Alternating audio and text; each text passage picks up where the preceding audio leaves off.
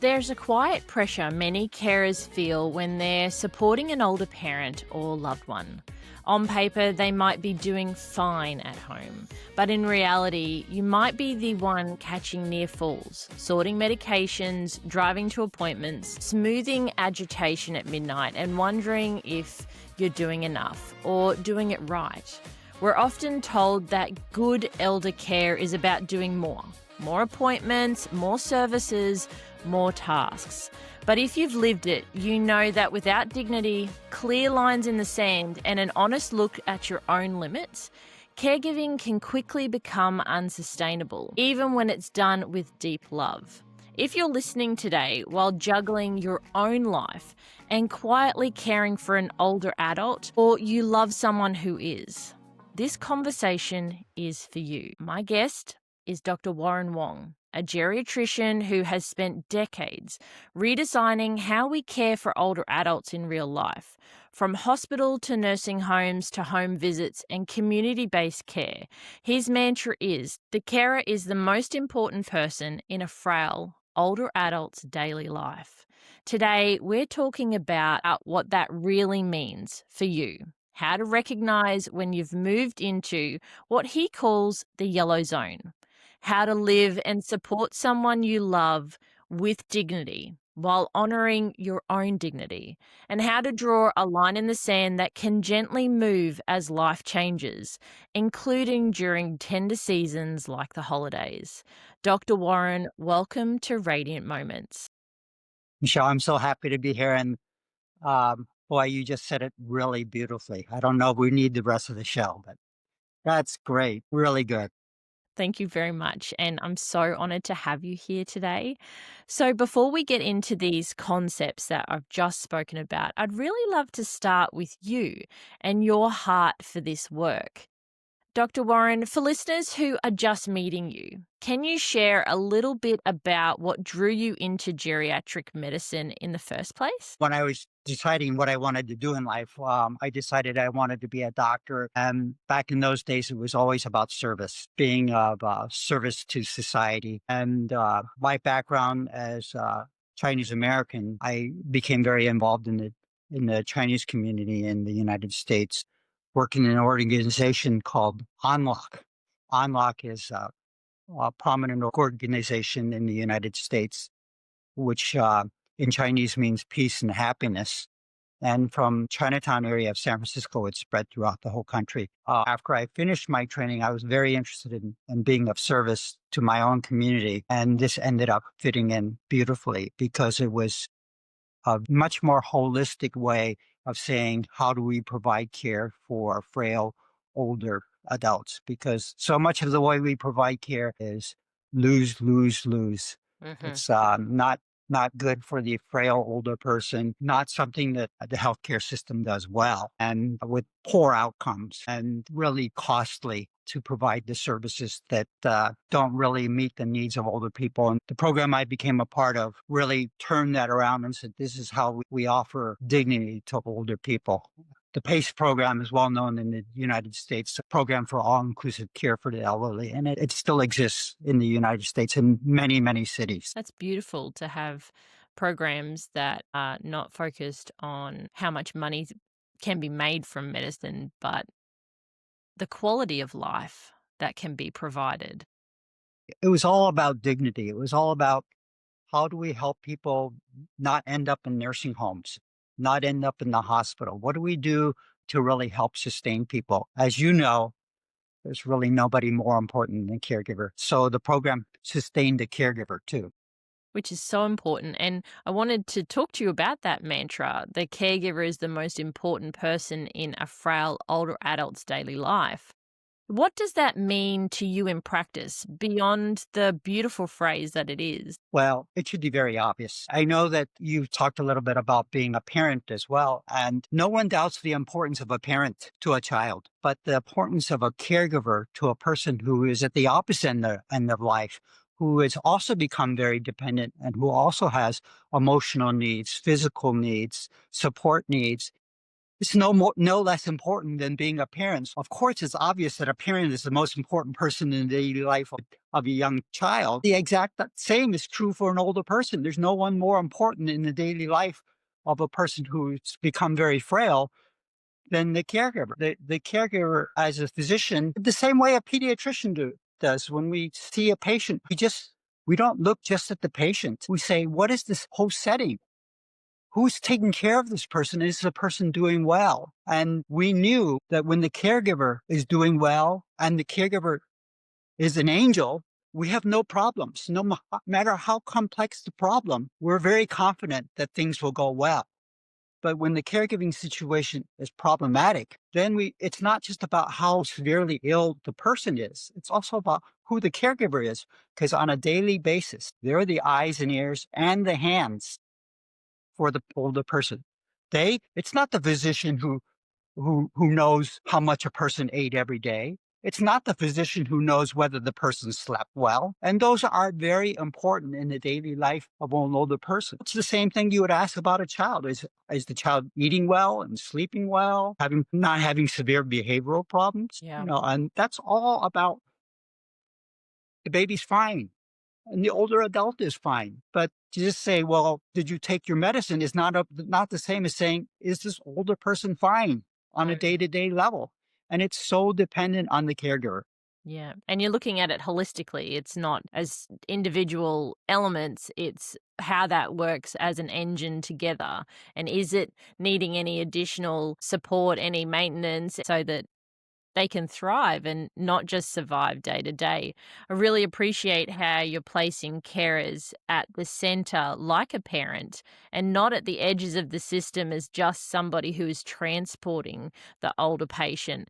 And I know from experience that it's really important that the older patient that they're caring for feels respected and heard as well. But in a lot of situations where there's declining memory, Alzheimer's, any type of Asperger's or autism or any of the other complications, whilst it's really important to hear them, it's also really important just to check because sometimes that's a hard space for them to remember everything if it's not right in that moment. I was thinking about your question a little bit, Michelle, and I want to just make it very real for you. I was doing many home visits, and sometimes even before you got in, the door was open. You knew what the situation was like. So, for instance, if I told a family I was coming to visit, and as my car goes up to the door, they're already at the door saying, "Hi, Dr. Wong, we're so happy to have you here. Things are all set up. Please come in." Mm. Well, I would know from that moment the caregiving situation was fantastic. And I've had actually the exact opposite experience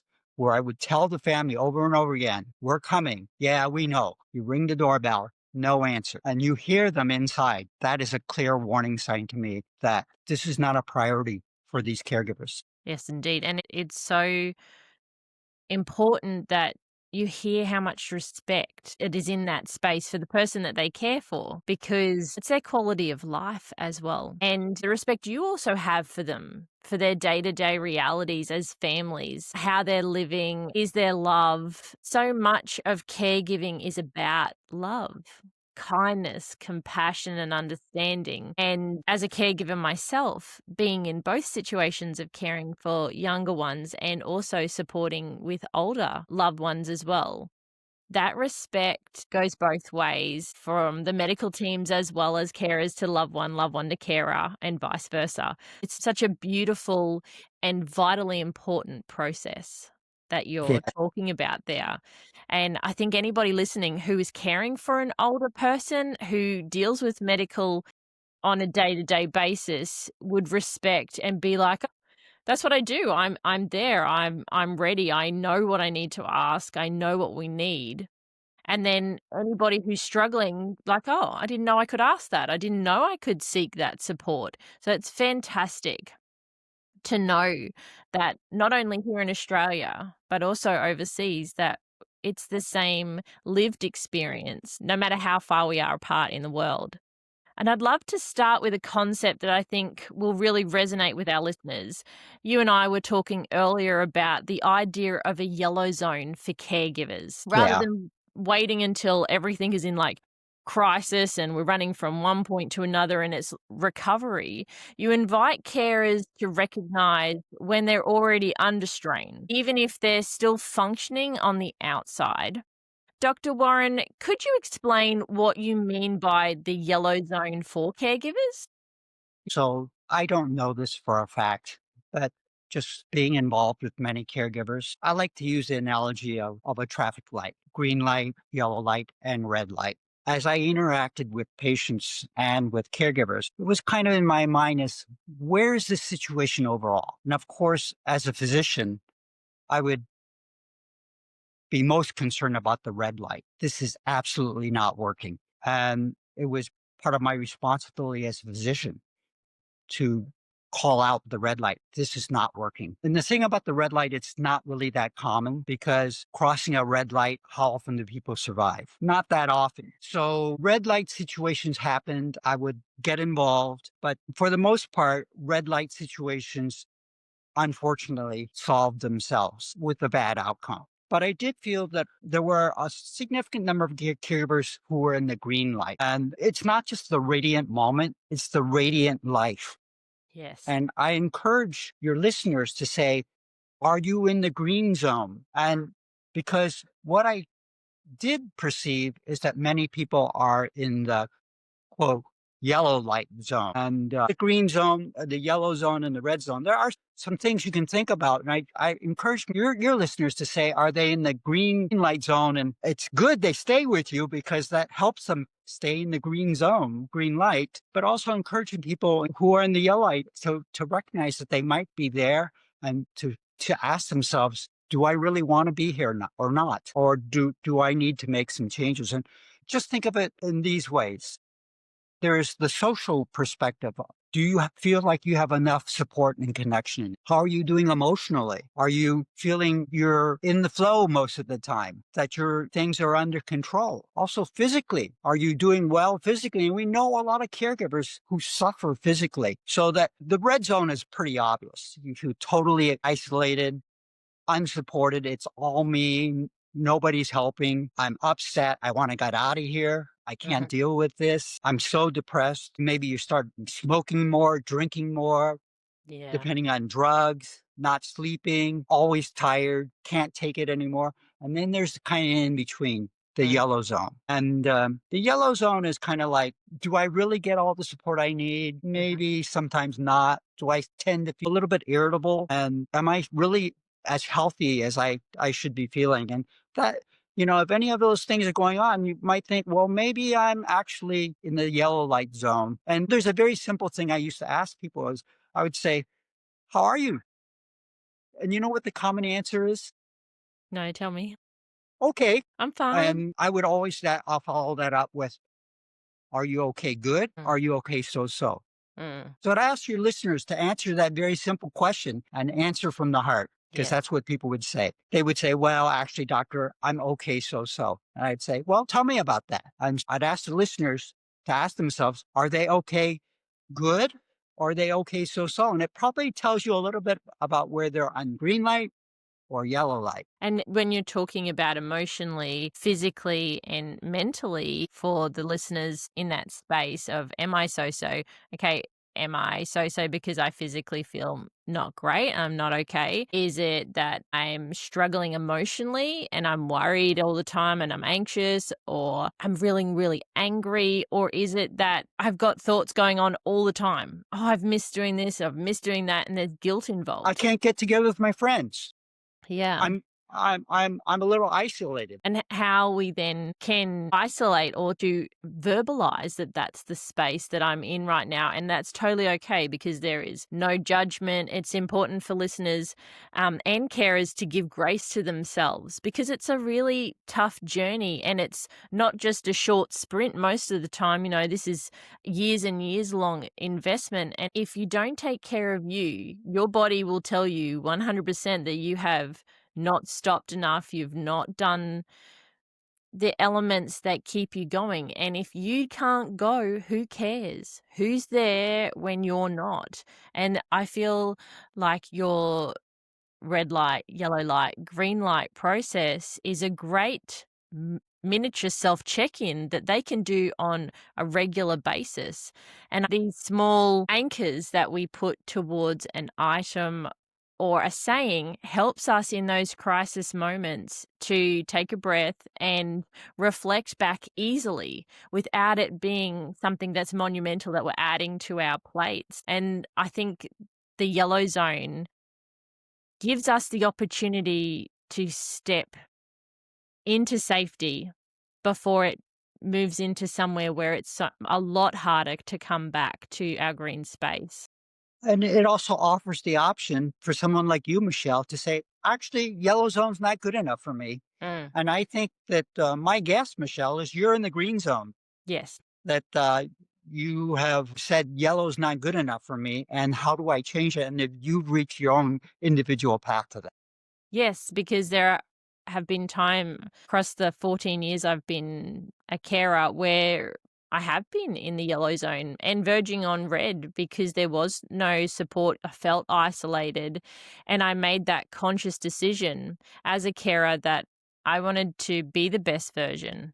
And my body was saying, you can't be the best version right now. You've pushed too hard. You've not given yourself enough. And this is where JB Inspired and Radiant Moments kind of came into fruition, because I realized from talking to friends and other carers that they were in the same spot and we all felt isolated. And once a caregiver recognizes that they're in this yellow zone, there is so much support that people just don't know about. And no hospital really tells you about, no doctors, because it's not the forefront of their mind. So what you don't know, you don't know. And that's been probably the hardest part of the journey, is feeling isolated as a carer and not receiving this beautiful holistic care that you've been talking about today. And I'm so grateful that you're here and Hi, sharing these Michelle. messages. I listen to your podcast, and anybody who's listening to your podcast is doing the right thing, because you were saying there are resources out there and you're a resource. And it was very noticeable to me how some people actually are drowning. And there's a reason people drown. It's not like nobody's reaching their hand out to help. It's because you're so busy focusing on not drowning that you don't grab that hand. And So true. I found to be true over and over again, that people were struggling so much with just not drowning that it was just too much effort to reach out. And also, the other issue that you pointed out is that this concept of I have to do this, letting people down. People have to realize we're only human beings. We're not, genetically angel structured, all of us. And it's a super people. Well, that's right. And I love that this gives caregivers language for what they're feeling rather than just what they're thinking. I should be coping better. I should be doing more. I should find more space and time for them. And I should sacrifice more because this person needs all of my love and support and there's nothing left in my tank. So I really feel like the carers' language that they're accessing through these beautiful conversations that we're having from across the world gives new opportunities for our listeners and our carers to thrive and not just survive in this space. And we've talked about this yellow zone, this place where carers are under strain but not yet full in crisis mode. And underneath all of this is a bigger question you often ask, is how do we live with dignity, both as we age and as we care? Can we talk about getting older with love and dignity, and what does dignity actually look like in daily life for an older adult? I think it's the question like about defining something that's hard to define, but it's there when it's there, and it's not there when it's not there. But it's not to say that life is easy, not to say that life has no dignity, but it does flow. It may feel like it has its ebb and flow, but it's something that as a whole can be embraced as this is a part of life and it fits okay. It fits okay, good, not okay, not so good. I think it is really about okay, good, not okay, so so. That's what dignity is all about, is that it may not be the best moment in your life, but it fits in and it's okay, good.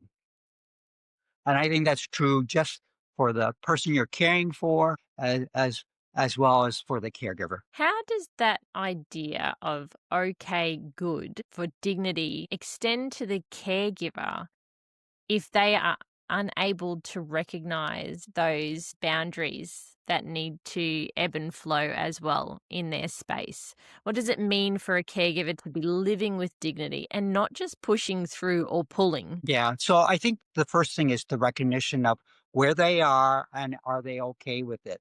And I think, like you point out, some people might be in the yellow zone and actually fairly comfortable in there.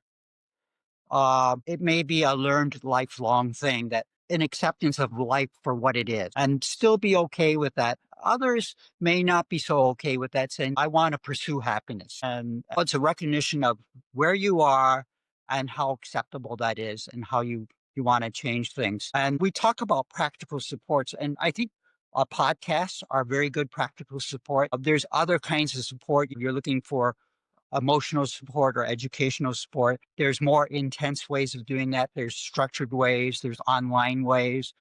People can even take classes on that. Or the other thing is that at a certain point, caregivers can actually say, I actually need physical help. Hmm. I need to get this person involved in some supportive services, or I at least need somebody to help me coordinate and think through all these things. And you just have to reach out and look in those directions if you want to change things. That is, of course, if you want to change them. First is recognizing where you are. Second of all, are you okay with where you are or not? And then if you're not okay with where you are, how you can change things. And I think that does get to this point about the line in the sand. That there's a story I was talking to you about before, and it was something really wise that a caregiver once told me. Can I talk to you about the line in the sand?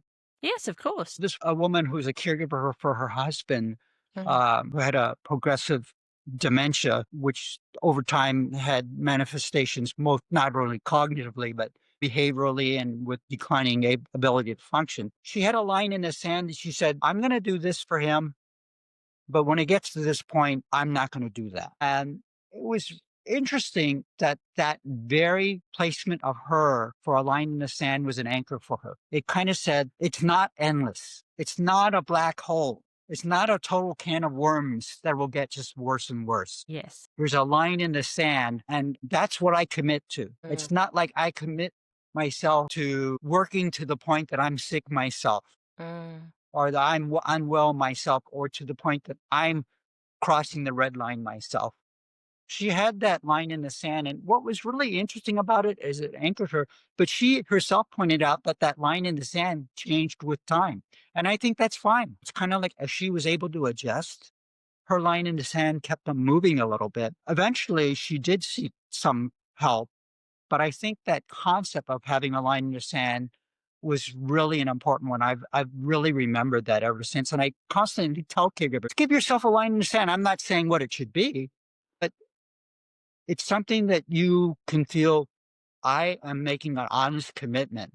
But beyond that, it's asking for something that I possibly can't even deliver on. And that's another subject, is what you can and cannot deliver on. 100%.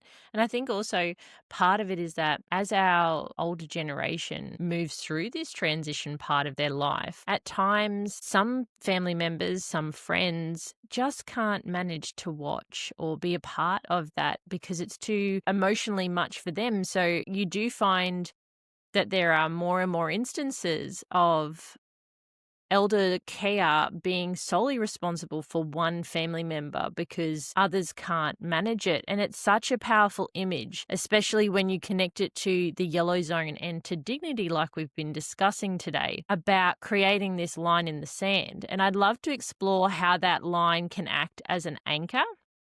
And you were talking also about how it can change over time. So, when we speak about caregivers and this line in the sand, what do you mean by that? And how does that help them in their journey to not feel guilty if they can't keep going? They've met that line in the sand. Yeah. So I'm sure that among your listeners, there are some who have family members who have very clear lines in the sand. Mm, And the caregivers are the ones who tend not to have lines in the sand. It might be the family member who says, "No, I can't do this. I'm too busy." I can visit at Christmas, or I can watch for a weekend or whatever. They have very clear lines in the sand. And the caregivers who don't have a kind of can end up feeling like, oh my goodness, how come they can't do this? And I'm doing all the work is because the caregiver hasn't established their own line in the sand. When there are people are clear about their lines in the sand, then you try and work things out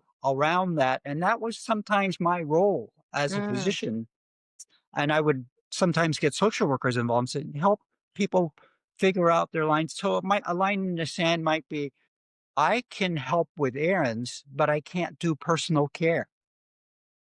I can't give a bath, or very common for men to say, I can't give my mom a bath. yes. And that would be a clear line. Now that can change over time, but it's fairly concrete, and it's useful. But they do change over time because the task can change over time. Yeah. Some people say, I'll manage the finances, I can't do this. Mm, And it's also about trying to create a team, um, because a lot of people say, well, there is no team, it's just me. mm.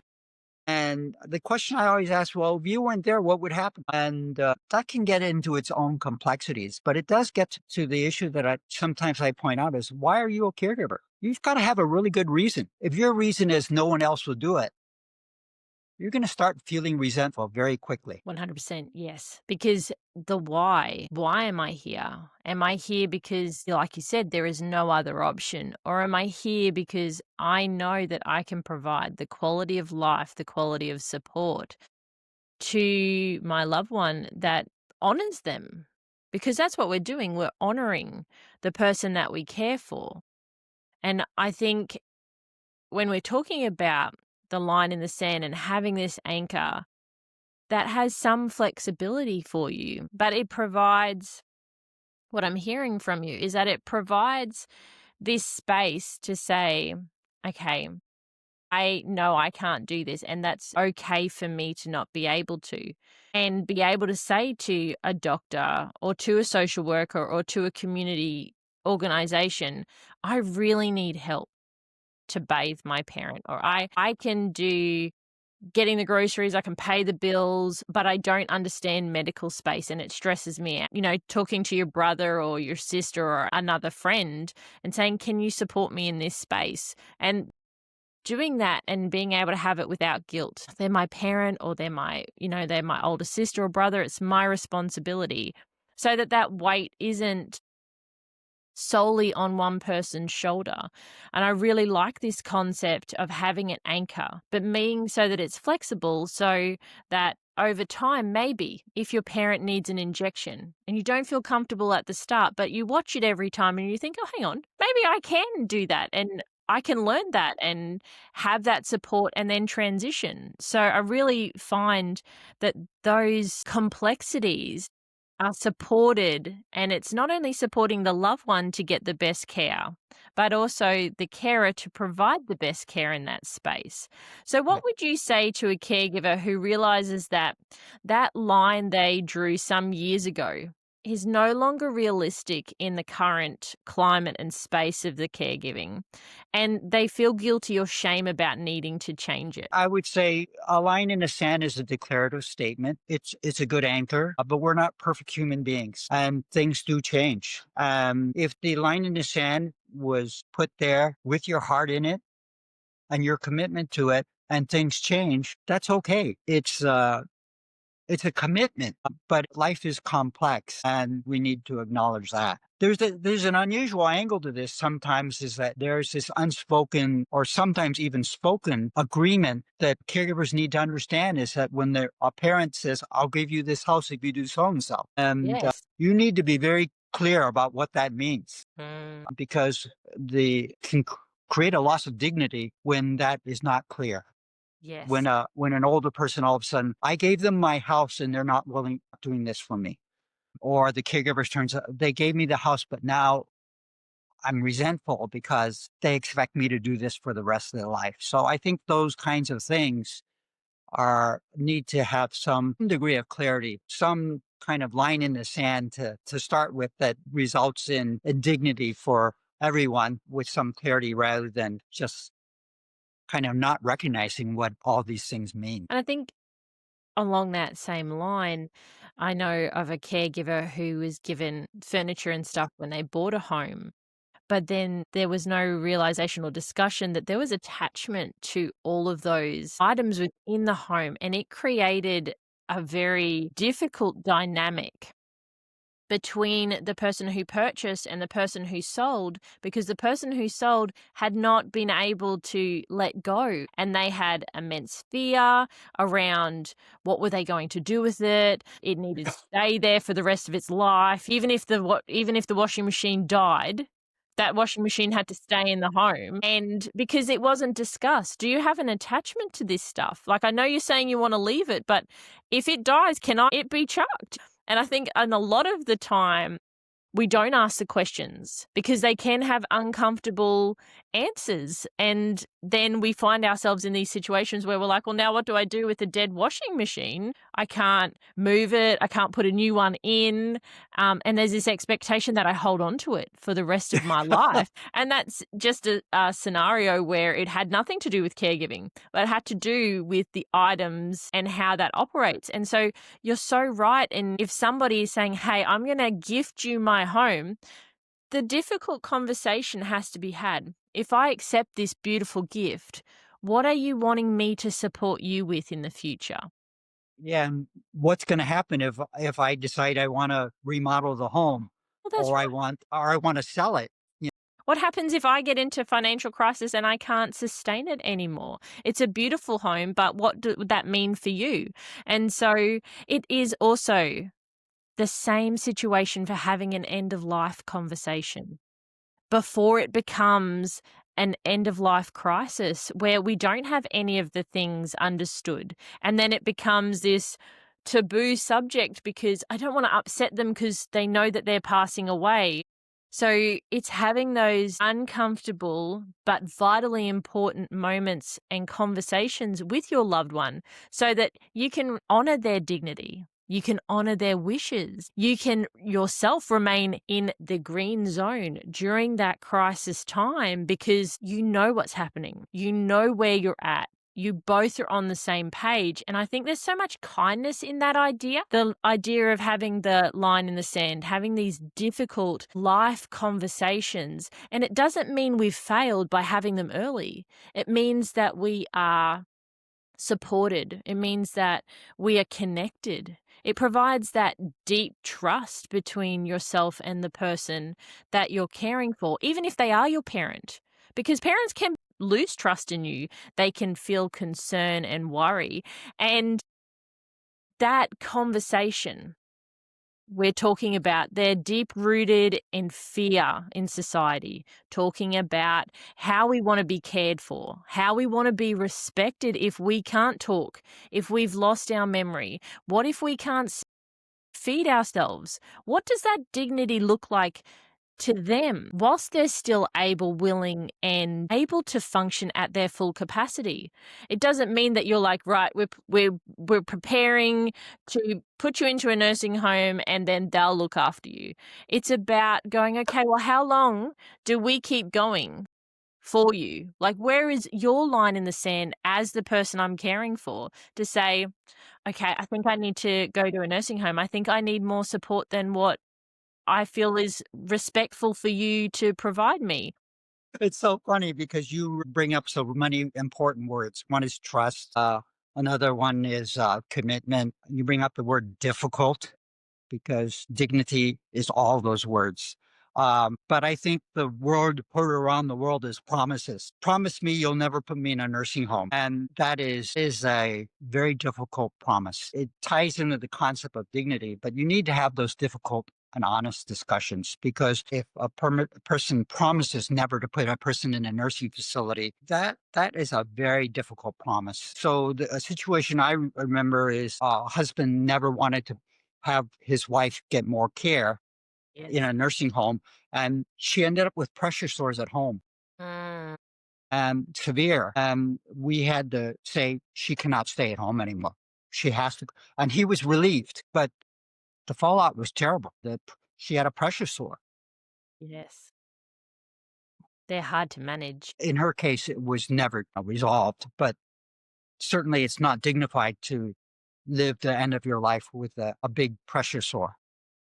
And I think the other thing, as you're talking about making those commitments, is that sometimes it's taken out of our control when we make big promises like that, where medical has to step in because their cognitive decline is so severe that they become a risk to themselves, and they, for example, can become violent with others because they don't recognize who you are. But also that loss of trust because you broke your promise. So I feel like it's so important as carers that we don't make promises, but we make commitments to do the best we can for as Absolutely. long as we can. And ask the person to trust you Yeah. and be deserving of that trust. And show up.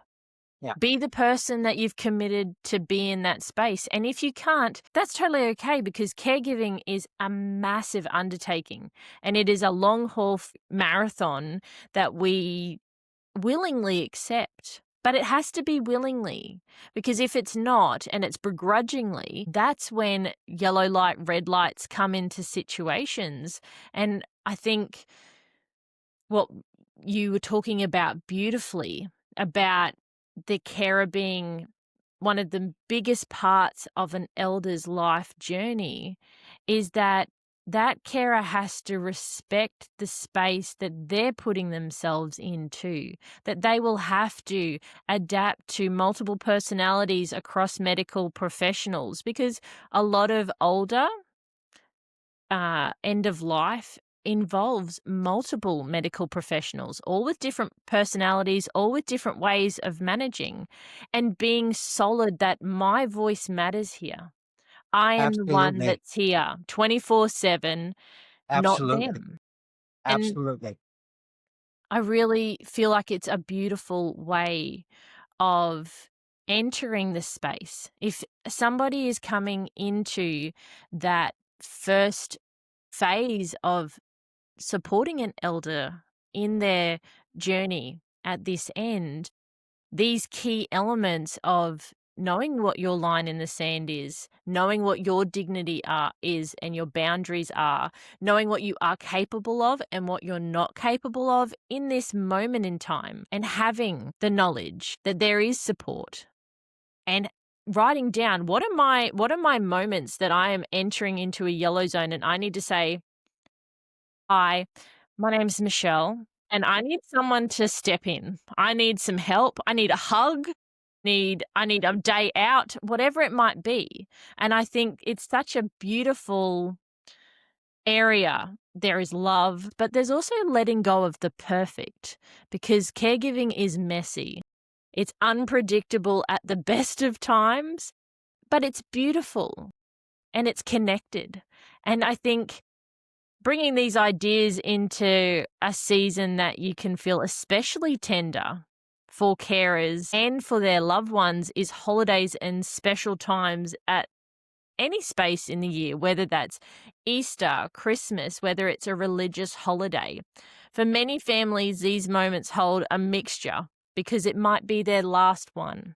The doctors are saying, okay, I don't think we're going to make it to this moment, or I think we need to look at putting your loved one into a high security facility for their safety. There's love, there's grief, pressure, and sometimes disappointment that in your mind, what you created is this is what's going to happen.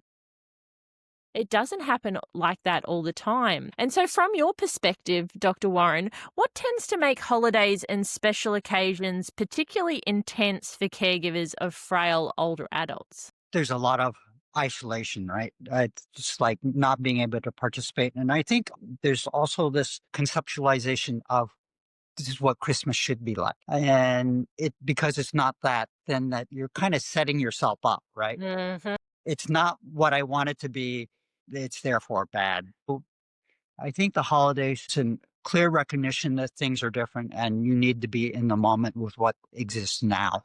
And I think the general rule of thumb, I think it's good for caregivers to say, what is the one most important thing I want for myself this holidays. And also to say, what is the person you're caring for? What is the one most important thing that person wants? And everything else is basically gravy. You tried to reach the one thing, like one thing might be a caregiver says, I want to just have a day with my children, my grandchildren, you know, just make one thing and then make it clear.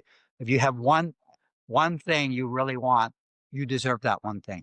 Yes. And you should reach out and grab it, because if you don't reach out and grab it, well, that's kind of on you. The whole concept of a perfect Christmas, don't reach for that. Just reach for what is one really important thing for you, and really understand what is one really important thing for the person who's being cared for. And so for some caregivers, it's like, I just want to just go to one event. I don't want to have to go to all these parties, and let families know that, at this time, I really only want this. And it's true for the season, and it would be true for the Christmas Eve and Christmas Day. What do I really want on Christmas Eve? What do I really want on Christmas Day? Yes. And just make it one thing, one achievable thing, and say, I got it. So true. Because, that one thing could be, I just want to laugh. I just want to have this amazing day where I don't have to worry that my memory is going out the door. I don't want to have to worry that my liver is not doing as it's told. Like it's misbehaving to a level that I don't agree with. But I do agree that I want to make whichever holiday, whichever season they're in, if you ask your loved one, hey, today is going to be big. What do you need to regulate? What do you need to feel safe? And what would you love to have achieved today? And There you go. it's quite easy as a carer in today's digital age that, hey, I've just spoken to mum. This is the one thing she wants. Send it out to all of them. That's it. That's what we're doing. We're having games. We're laughing. We're dancing. There is no drama. Today is a drama-free zone. It's about being present.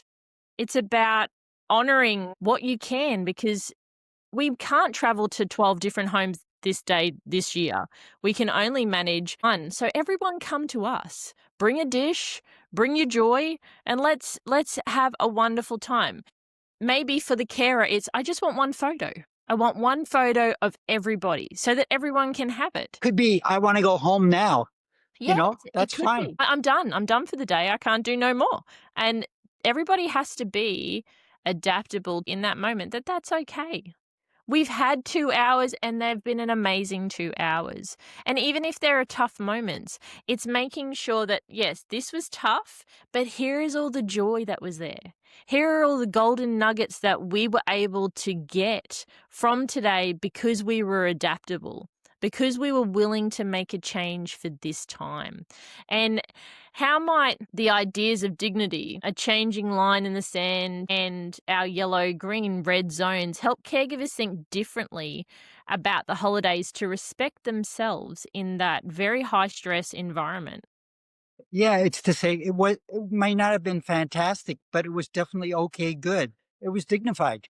That's what we want. We want just to be, to have, to hold, and to create memories, because as humans, that's what we want. We want memories that last us a lifetime. I had a memory of a diabetic patient of mine who was, you know, rather fragile in terms of her diabetes. But once she, I said, taste this. And I gave her some eggnog, and she remembered it for, for months. How she really enjoyed that eggnog. She said, what is this? I've never tasted anything so good. And that's it. It's just one golden nugget that could carry for the rest of their life. It's the one last brilliant, beautiful moment. And I feel, in my experience, I find that the 5 senses, if we can incorporate our 5 senses into a memory, there are so many ways that that beautiful memory can be raised. A smell, a touch, a sense, like a sound. And I think that that's part of the beautiful nature of humankind, is that we can access so many different ways of integrating positive memories and then being able to help patients with dementia, Alzheimer's, to remember those, because it's not just a moment in time. It's ingrained in our neural network with all of our senses. And it has so many different areas that can be brought forward as a memory. Music is one of the things that I love to use as that because, they might not remember who you are, but if you play a song, they'll sing along because their memory remembers those words. So, what are some gentle ways carers can reset their expectations for their families, for themselves, and for the person that they care for so that holidays feel a little bit more humane, a little kinder, and a little less intense? I think just the whole concept of let's just settle, just be happy with one, if everybody just gets one thing that is really important to them and it's achievable, and let's just do that and be happy with that. Yeah. I think that's so important. We've covered so much ground today, from recognizing their yellow zone when red is a warning sign, and where we want to aim for is being in the green zone as much as we can, to living with dignity and to drawing and redrawing our lines in the sand to make caregiving feel holistic, and how all of this lands during holidays and special seasons. If you were sitting with one exhausted caregiver right now, someone supporting a frail older adult at home, what would you most want them to hear from our conversation today? I'd want them to hear that they're not alone. They're part of a community. Michelle, you're an important part of that community. And I may not be a part of the person's caregiving community, but I feel solidly committed to improving home and care in the community. And I work on that every day, just to know that you're not forgotten. Uh, and there's a lot in that area. And I think the other thing is, if you're really feeling that way, ask yourself, what can I do to make things better, a little bit better for myself? The worst thing is you're in the red zone and you will live for years with post-traumatic stress. And people have to acknowledge that some people who are caregivers will end up with post-traumatic stress. And that is unhealthy, definitely. So get out of there. But if you live in the yellow zone, ask yourself to realize that you're there and say, what can I do for myself? And if you don't reach out for that, that's on you. You don't take the steps. It's really important. And talking about steps, is there one small, realistic step or reflection you'd invite them to carry into next week, especially around their own dignity and their line in the sand? Yeah, I'd say if they recognize that they're in the yellow zone, what are they going to do for themselves by Tuesday of next week? It's always this: start with something very simple, and something you can do quickly. Small steps have big impact in the long haul. Dr. Warren, thank you for bringing so much respect, honesty, and practicality to our conversation today, and genuine stories of your lived experience. I know our listeners will feel seen and supported. We've talked about recognizing when you're in the yellow zone, reclaiming dignity for both older adults but for caregivers as well, and allowing your line in the sand to gently move as life changes, including emotionally charged seasons like the holidays, which are fast approaching. If you'd like to explore more of Dr. Warren Wong's work, I'll have all of his links to his websites and his social media in the show notes below, and you can have a look at his space and connect with him more deeply. I know that he has an upcoming book that he's been writing, and we're so excited to find out more about that when it's published. If something in this episode resonated, your only invitation is to notice one place in your week where you might be able to soften things for yourself, whether that's acknowledging you're in the yellow zone, gently shifting your line in the sand, or simply recognizing how much you're already doing. Dr. Warren, thank you again for being here today. Thanks so much. Enjoy the holidays, Michelle. Thank you, you too. To everyone listening, thank you for spending time with us today. Your care, your love, and your very real limits are all welcome here. I'm Michelle, and this is Radiant Moments. Until next time, take gentle care of your radiant moments and yourself.